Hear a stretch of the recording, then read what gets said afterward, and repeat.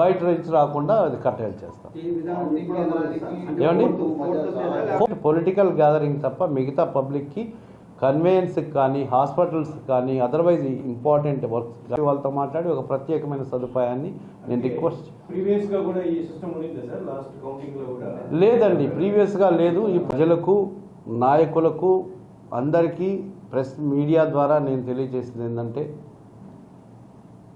మనము ఆ 3వ తేదీ మధ్యాహ్నం నుంచి టోటల్ టౌన్లో లాడ్జెస్ కానివ్వచ్చు, ఫంక్షన్ హాల్స్ కావచ్చు, ఇతరత్ర ఏదైనా సరే గెస్ట్ హౌసెస్, పొలిటికల్ పార్టీస్ లీడర్కి సంబంధించి ఏదున్నా కూడా అవన్నీ కూడా అందరూ కూడా వెకేట్ చేయాలి.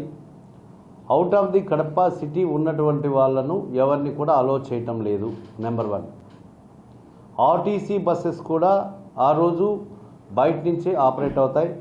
ఏ ఏరియా నుంచి వచ్చే బస్సెస్కు వాటికి మనము అక్కడక్కడ ఒక టెంట్ ఏర్పాటు చేయడము, మైక్, తర్వాత పబ్లిక్కి కన్వీనియంట్గా అక్కడి నుంచి సిటీలోకి రావడానికి కొన్ని బస్సెస్ కూడా పెట్టాము.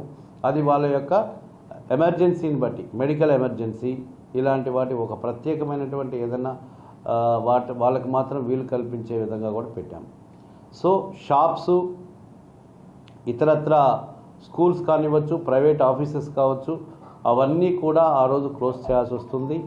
144 సెక్షన్ నిన్ననే మన election commission of India chief election commissioner గారు కూడా నిన్న పత్రికాముఖంగా రాష్ట్రమంతటా 144 CRPC ఉంటుందని పత్రికాముఖంగా కూడా చెప్పడం జరిగింది.